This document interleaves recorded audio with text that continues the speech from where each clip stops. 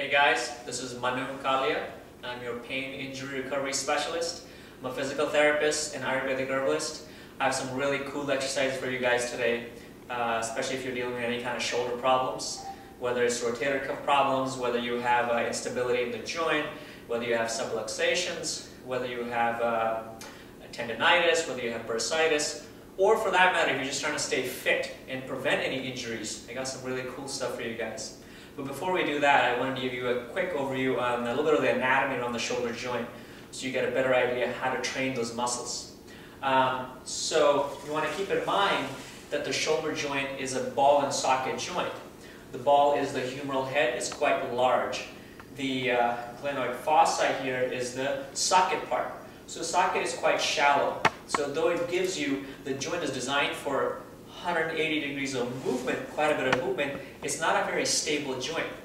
So, you know, if you're an overhead athlete, doing a lot of pitching, you're playing basketball, or for that matter, you're a mixed martial artist, you're throwing a lot of punching, a lot of those movements, it sets you up for a lot of problems in that joint.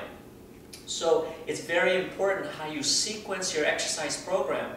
So the way you strengthen different groups of muscles in a sequence is going to be very important. So just to give you an idea, it's very important to think about it as the shoulder blade muscles or your scapular muscles first. So you want to think about strengthening these guys first always. This is your base. And these are your extensions. So your rotator cuff muscles come second, and then your big muscles, your lats, your pecs, all these guys. Your scapular stabilizers are muscles that are your trapezius, your mid-trap, your lower trapezius, your serratus muscles, even your upper trapezius with a lot of those things too. So you got to work on thinking about getting those guys stronger first. And it's not just getting the muscles stronger, it's a motor control thing. So it's the dynamic stabilization of that shoulder blade, there's the scapulothoracic joint in relation to your glenohumeral joint. As the arm lifts up, how that scapula dynamically sets along the range of the joint. And that's very important. So if this is strong and stable, you're not going to have, or you're going to have less problems in that rest of your shoulder. Okay? So I wanted to that was just a general, basic overview of the anatomy. Now, I want to show you some very simple exercises. And the first one we're going to start with is scapular or shoulder blade protraction, retraction. So moving forward and moving backwards. So some of the other ranges in that are also elevation, depression, raising it up, bringing it back down. That's it. Okay. Also the tilting of the shoulder blade, going anterior, forward direction, posterior, backward direction. Okay. And then even going external rotation, internal rotation. Okay.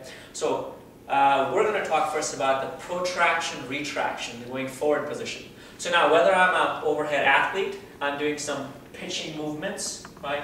Or I'm doing some, or I'm an MMA, I'm a fighter, and I'm doing a lot of punching, or a boxer for that matter, a lot of forward movements and punching, that shoulder, the scapula needs to go forward and needs to go backwards, okay? So developing that control is very important before I even think about the rotator cuff muscles out here. My supraspinatus, infraspinatus, my teres minor, and my subscapularis.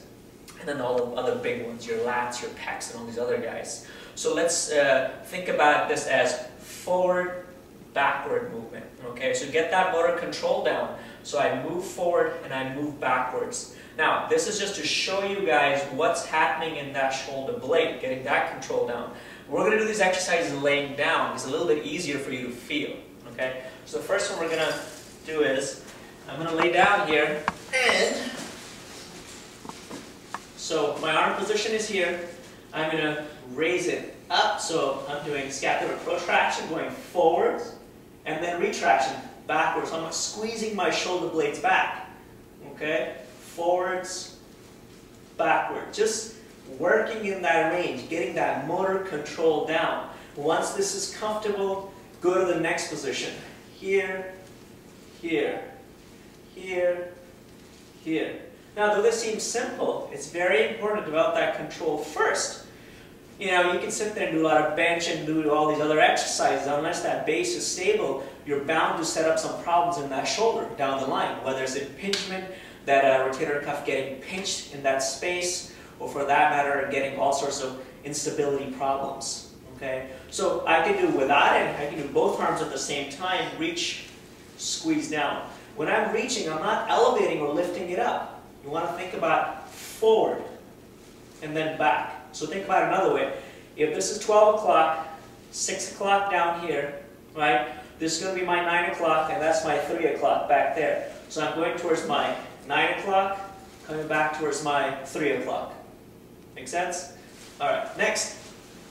I can use a stick. I can do the exact same thing using a stick, and it makes it a little bit easier for me. So I can be in this position. I can go forward, backward, squeeze, forward. So it's like a push-up plus position. Okay, it's that punching motion, push-up plus. My serratus muscle interior is working quite a bit there, and then I squeeze back down. Okay. Now, once this position feels good, I go maybe a little bit higher, different position. Reach, squeeze, reach, squeeze through there. All right. So I can work in different ranges. All right, all the way through there. Now I can even hang out here, and once I'm set, I can reach and I can write alphabets, A, B, C, right? So again, you're working on motor control in different ranges out here, A, B, C, okay? And go all the way up. Once it becomes easier for you to use, do it and not using without weights, you can bump it up to, you know, you can hold on 2 or 3 pound weight. So I'm going to use this here, same position. Reach, squeeze. I go to the next one. Reach, squeeze. There. So I can go A, B. Now this is a lot harder because I got to work. I got that weight here. I got to control that shoulder blade. So it makes it more challenging but very effective. Okay. So you can work up to weights slowly with that. Now we can do, and there are other ways to do these exercises also. You can do them in standing position. You can do it in push-up position. So I wanted to start with this position first until you develop some control and idea of how to do the exercise. All right? So I hope you guys found this useful, and I got a whole bunch of other videos I'm going to be putting out there for you guys for lots of different exercises. So this is not just for people who have had injuries and they're trying to recover. It's also for athletes or people just trying to stay fit and strong and prevent injuries in the long run. So if you guys are like this stuff, please subscribe to my channel, and also shoot me an email if you have any questions. I'm always open to answering questions. Shoot me an email. I can also give you a lot of ideas and advice on herbal supplements to use to maintain fitness and strength, and also for injury prevention.